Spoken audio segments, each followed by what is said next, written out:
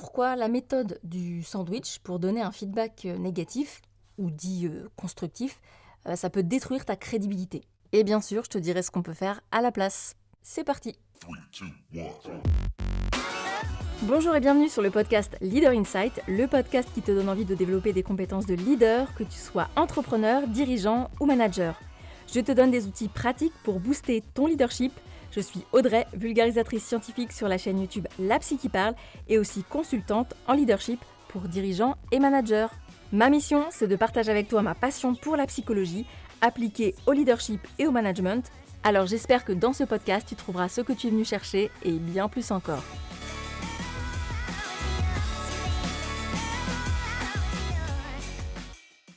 Alors si tu connais pas, la méthode sandwich, c'est une méthode utilisée pour donner un retour négatif à un collaborateur. En gros, la première chose que tu vas faire, c'est de lui faire un compliment. Ensuite, tu vas placer ta remarque négative et puis tu vas terminer par un compliment. Alors c'est une méthode qui est beaucoup enseignée encore, notamment dans les formations de management. Malheureusement, ce qu'on voit au niveau de la recherche, c'est que ça marche pas. Et c'est pas juste au niveau de la recherche, c'est aussi sur le terrain quelque chose que je vois énormément. Quand tu utilises ce genre de technique, tu vas avoir 3 problèmes. Le premier, c'est que ça va diminuer la portée de tes compliments.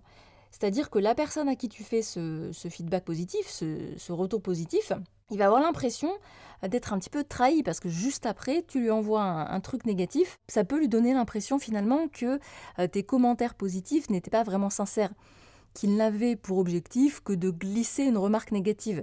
Le deuxième problème, c'est que le message va être flou, il va être dilué, si tu veux, dans un amas d'informations. Tu vas lui faire un compliment, un retour négatif, puis un autre compliment.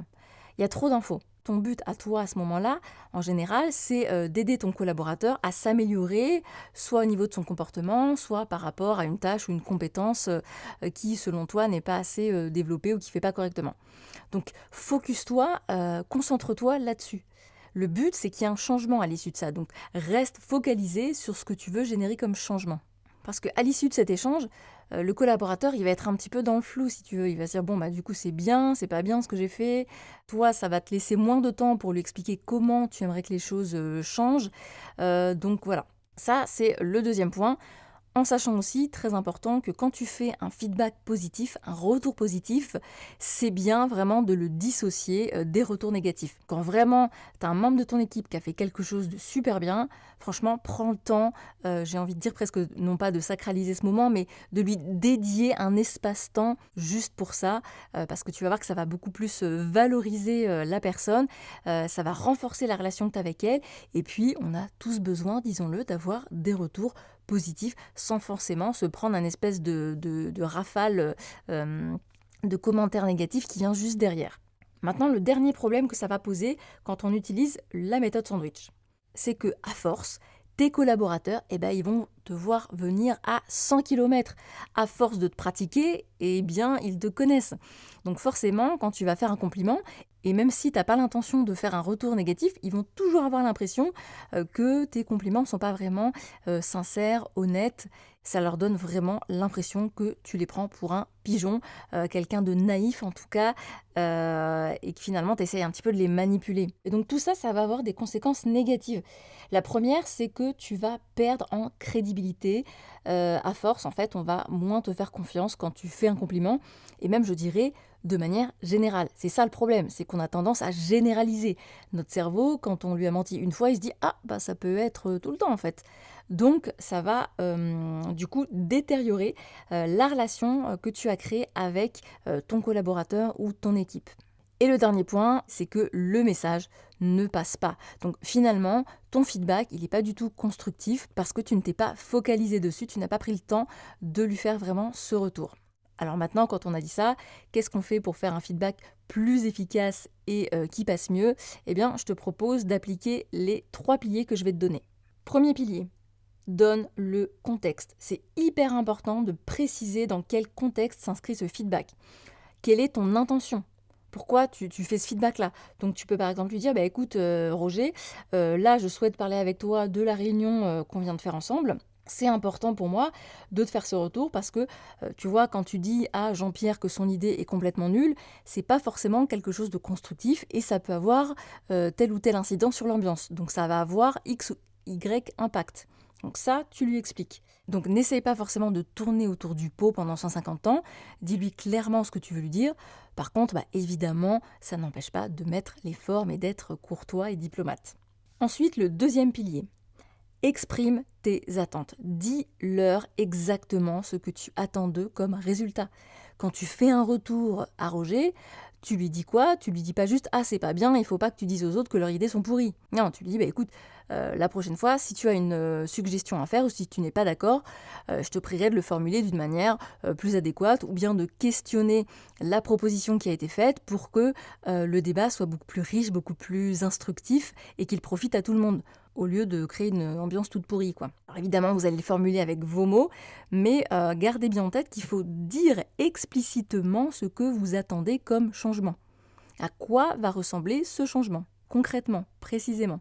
Et le dernier point, qui est malheureusement pas assez souvent utilisé, c'est apporter une solution, ou en tout cas une piste de solution. Là, tout à l'heure, c'est ce que je vous donnais dans l'exemple avec Roger. Vous voyez, le manager peut très bien commencer à dire ce que je te propose, c'est d'essayer plutôt de formuler les choses comme ci ou comme ça, ou bien de poser des questions. Donc, n'hésitez pas à leur donner une amorce de solution, ou en tout cas à prendre un temps pour échanger. Un feedback qui est uniquement unidirectionnel, où vous allez juste dire ce qui ne va pas, ça ne sert à rien. La personne va juste se braquer et en plus elle ne saura pas comment faire la prochaine fois. Donc apportez des pistes de solutions et dédiez un temps pour échanger avec cette personne. Alors évidemment, idéalement, on refait un point quelques temps après pour évaluer la progression ou les changements qui ont été faits. Et je vous donne un dernier hack ultime, l'astuce vraiment qui est hyper importante, et je dirais même plus qu'importante, c'est quelque chose qui devrait nourrir votre culture d'entreprise, c'est le fait d'avoir des rendez-vous hebdomadaires chaque semaine, d'avoir 10 minutes, un quart d'heure avec votre collaborateur, ce qu'on appelle dans le jargon des one-to-one. Donc vous êtes en entretien individuel avec votre collaborateur, et là, vous faites le point un petit peu peut-être sur ce qui s'est passé dans la semaine. Et c'est aussi l'occasion de dire ce qui va, ce qui ne va pas, ou en tout cas ce qui pourrait être amélioré. Et comme c'est un rendez-vous régulier, les feedbacks sont attendus. Il n'y a pas d'effet de surprise. Et d'autant plus que c'est très intéressant pour renforcer la relation avec vos collaborateurs et pour augmenter leur implication, leur engagement, c'est que vous allez aussi entendre les feedbacks qu'ils ont à vous faire. Soit ils vont vous faire des feedbacks sur votre personne, en vous disant écoute, c'est sympa ce que tu m'as fait comme retour dans le mail, mais c'était pas hyper clair, est-ce que la prochaine fois tu veux bien être un peu plus explicite pour que je comprenne ce que tu attends, par exemple. Mais ça peut être aussi un feedback sur ce qui ne va pas, sur des process, un process qui fonctionne pas correctement. Là, vous voyez, je pense à une entreprise que j'accompagne. Ma cliente m'a dit que son collaborateur, depuis qu'elle fait ça, lui fait énormément de retours sur les process.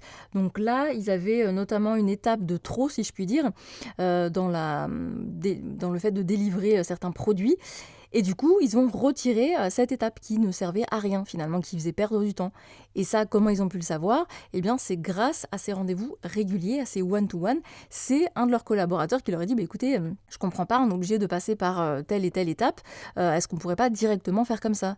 Et là, ils se sont dit oui, et pourquoi tu ne l'as pas dit avant? Bon, ça, c'est une autre histoire. On en reparlera d'ailleurs dans un autre épisode.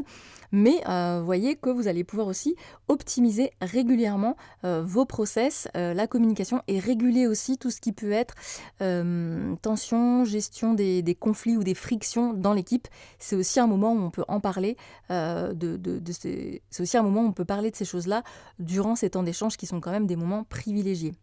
Donc vous l'avez compris, ritualisez les échanges avec des rendez-vous réguliers. Donc si on résume, étape 1, précisez le contexte dans lequel vous donnez ce feedback et exprimez vos intentions.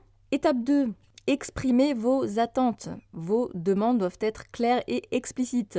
Étape 3, apportez un début de solution, ou au moins en tout cas une petite piste. Et dernier point, le hack ultime, ritualisez les moments d'échange. Voilà, j'espère que cet épisode vous a plu, qu'il vous a été utile. En tout cas, n'hésitez pas à me faire vos retours sur LinkedIn ou sur Instagram. Je vous mets évidemment les liens dans la description de cet épisode.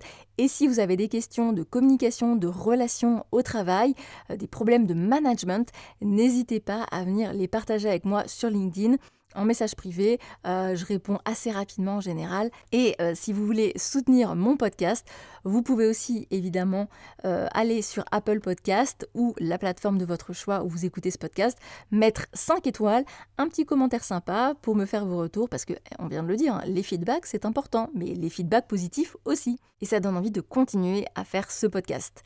Je vous remercie pour votre écoute et je vous dis à très bientôt.